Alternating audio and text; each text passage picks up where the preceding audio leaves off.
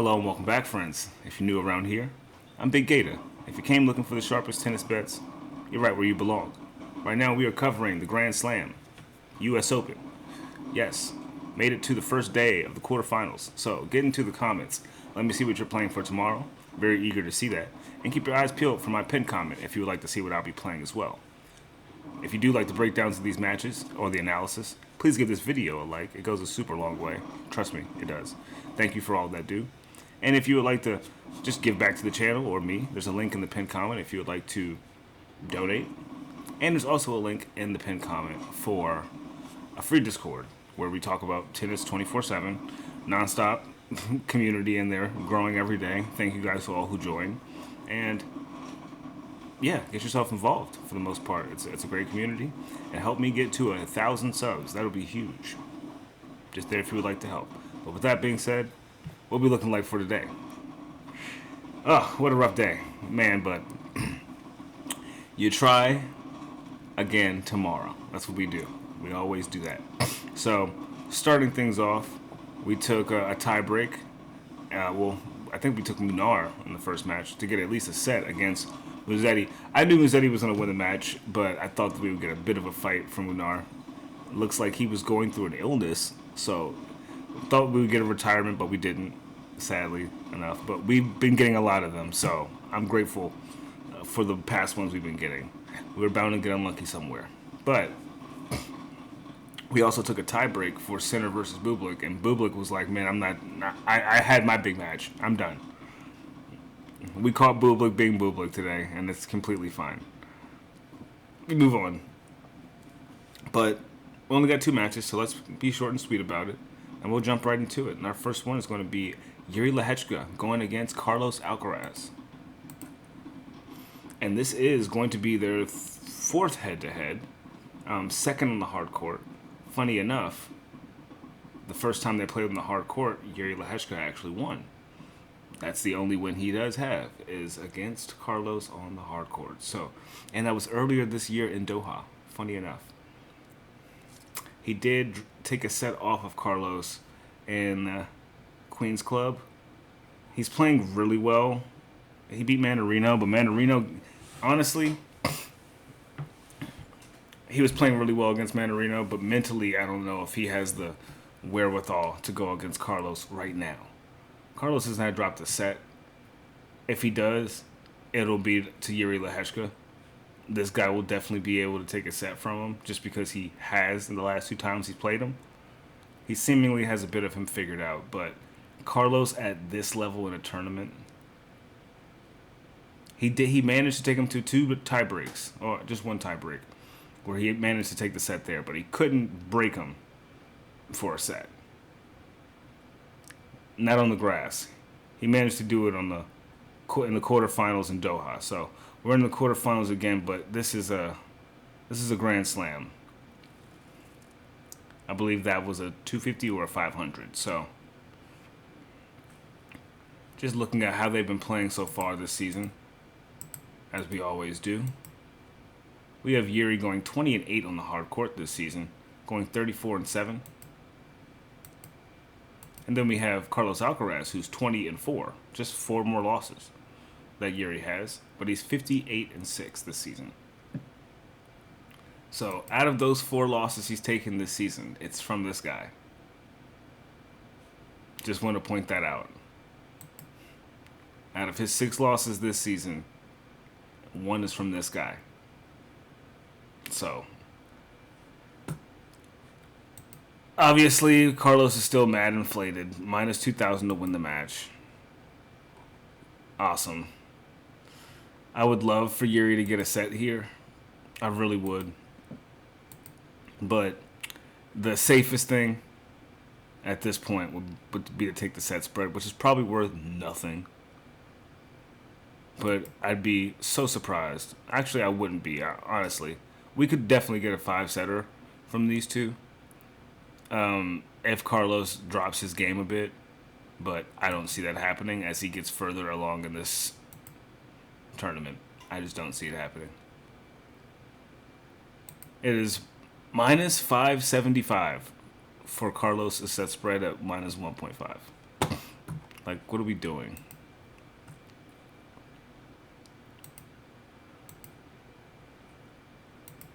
What is his player prop at?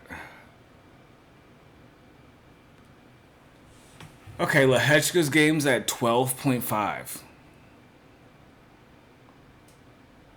Do we think Yuri can get 13 games on Alcaraz? I feel like he's got to be able to do that, right? Or pushing Alcaraz to 20 games. That means he's got to get to at least he got to hold to 5 games and at least 2 sets. Is Yuri that good? His record says so. His head-to-head history says so. Even in the 3-set matches they played against each other, Carlos got over 20 games.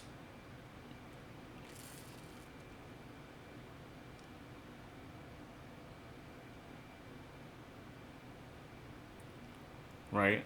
Or just about. If it would have kept going, it would have most definitely been over 20 games.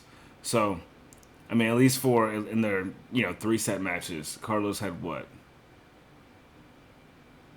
What is that? 19 games in a 3-setter. 9, 4, 13 games in a 3-setter. So 13 and 19 in 3-set matches. I think Yuri, he's gone through who? Manarino, Coleon, Echeverry, and Chorich. That's not strong enough. And he's been tested. He's dropped sets to those people. Can he just keep it together for 2 sets up until 5 games is the question. Otherwise, we are in some decent money for Alcaraz. Some slightly decent money for Alcaraz. Because if he goes over 19.5, that's even money. I think I'm going to shoot for it. Scared money don't make money around here. And shit, we had a great August, so let's jump into September with a little bit of balls added to the GATAH. I might go for the 19.5. I think if there's one person that can push him so far in this tournament, it is going to be...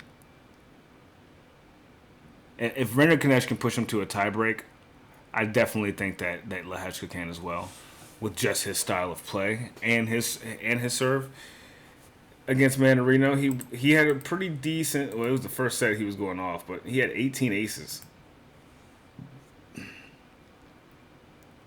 So, the spread for this match is at 7.5. I don't know what you guys would prefer more. I think it'd be a little bit better to take Alcaraz to do something for us here. Beating Yuri by 7 games sounds a little excessive, being as though it's been pretty close whenever you play him. So, I feel like if you wanted to go super safe, but maybe not, because we just saw how Sinner turned it on Bublik. But Bublik also checked out. Mentally, you can tell. But 8.5, the plus 8.5 is minus 225, if you wanted to take that. I don't know. I don't know about that one. I just don't know. After we saw how the level increases with these folks, it might be better to go Alcaraz minus 6.5. Because he can break Yuri. At this point in a grand, they haven't played each other in a Grand Slam yet, have they? No. So Grand Slam form Alcaraz going against Yuri, who dropped a set to Manarino. I would assume he would cover a minus 6.5 spread. I would assume that. I would also assume that, given that Yuri has also beaten Alcaraz before and has kept it pretty close and has managed to take a set, I also think it is quite valid for Alcaraz to go over 19.5 games. You guys let me know what you think in the comments. Because taking the set spread at this point is just not worth nothing. And we looking for value around here. So let me know what you guys think. Just looking at the first sets, it's kind of hard to tell as well, right? Like Alcaraz kind of blew people out the water, except for Vernikonech and a bit of Opelka. If you're looking for it to go over, 19 or not 9.5 games in the first set, it's minus 130. I just worry about that because if we get to an early break, it's over. It's over. It's over. So I just don't fully believe in it.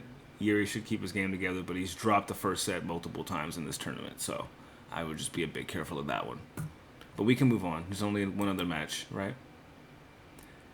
And that next match is going to be, if I can find it. Ah, yes. We have Novak Djokovic going against Taylor Fritz. Our American boy is going against the former number one in his 11th head-to-head. Oh, Lord. Head-to-head history between Djokovic and Fritz, if you guys don't know. It's 10-0, Djokovic.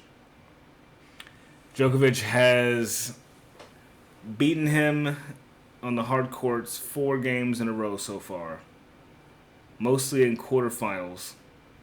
He did so in the Australian Open just last year.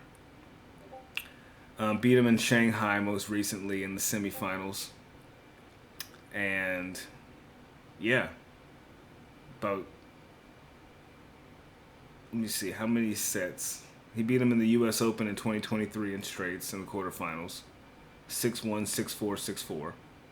Do we get more of the same here?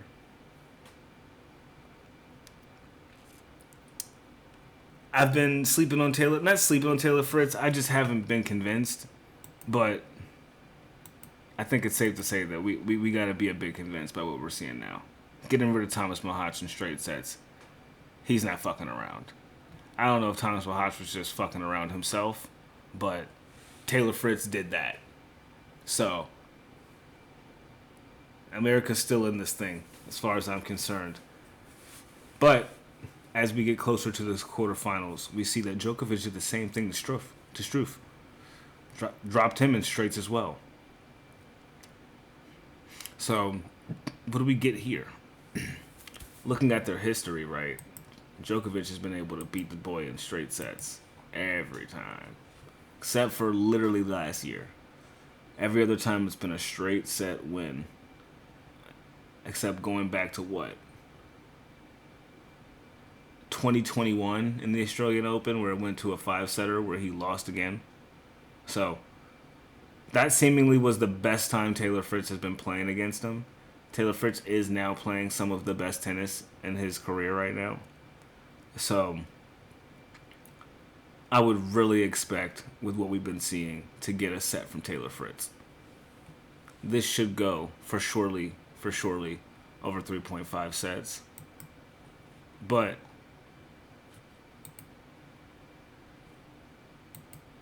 it is a worry. There's a slight worry there. It's only minus 190.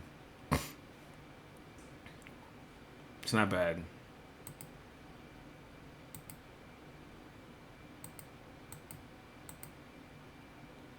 It's definitely not bad.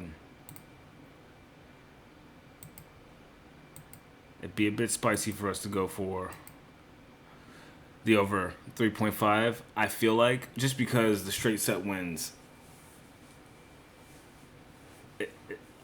The straight set wins is going to be something that has me a bit worried. He has way more straight set wins over Fritz than him dropping a set against him. It's only been 2 times, but it has been on hard courts and Grand Slams.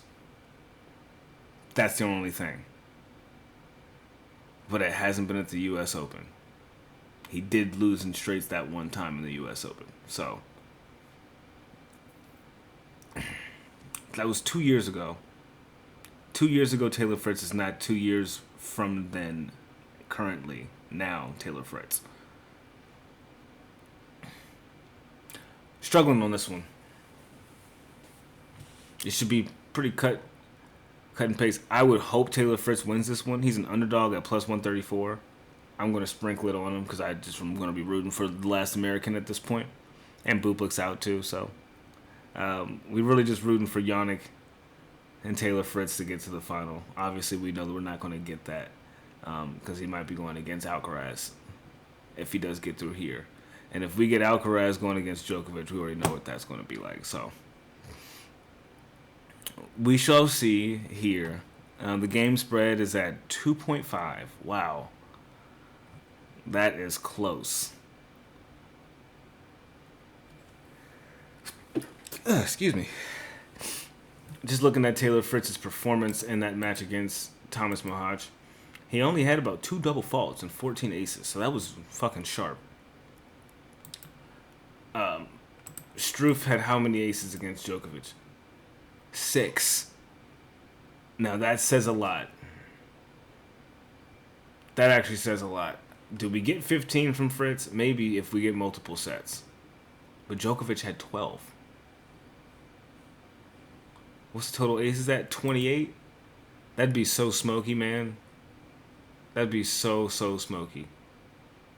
And their last head-to-head, how many did they get? 13 in a 3-setter, or in a 2-setter. In Melbourne, it went to 36 aces in 4 sets. I think we may get more of that then. The Taylor Fritz serve is definitely not one to be slept on. It is I think it's the top rated serve in the ATP right now. I think Gio's has dropped a little bit, and I think he may have climbed to 1. I could be wrong there, so don't quote me on that, but let's see. So in 3 sets, let's say if it only goes to 3 sets and Djokovic just destroys him, right? It's only 15 aces between the two of them. I don't think Djokovic destroys Taylor Fritz in this game. I don't. That could be my current American delusion, but I don't see it. Djokovic is 16-5 on the hard courts this season, 30-9 this season on all surfaces. Taylor Fritz is 25-8, 42-15. On paper, Taylor Fritz is better, bro. Except for when you look at that win rate. Except for when you get to that win rate. Djokovic has an 85.65% win rate on the hard courts and an 83% win rate across all surfaces. Taylor Fritz has 67%. That's 17% difference. That's a big difference in winning on a hard court. 64% winning on all surfaces. So, that's damn near 20%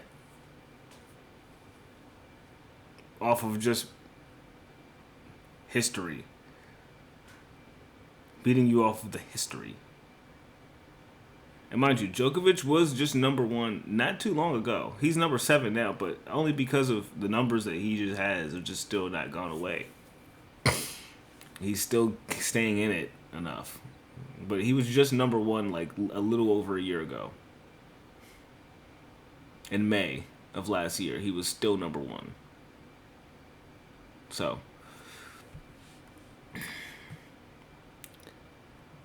Taylor Fritz, this is the highest he's climbed. At number 4, God, I hope he can do it. It'd be a movie if he gets it done. But I just can't really get myself to bet on Taylor Fritz outright sometimes. As you guys know, I'm not always convinced on what I see from him, but what I saw against Thomas Mahaj, I was convinced. I was a bit more convinced. So, we will see what I play. That'll be everything for this video. I'll keep it short. I'll keep it at 20 minutes if I can, but that should chalk up everything. You guys let me know what you're playing. Obviously, it's going to be a short slate, 2 matches. Probably not going to be enough to run a full slate on DraftKings. Probably just some short slate type things, 3 picks. But if you're on my Discord, you'll see what I play there. So make sure you hop in there and check it out, all right? I'll catch you guys in the next one. Good luck on all your bets. And See you tomorrow.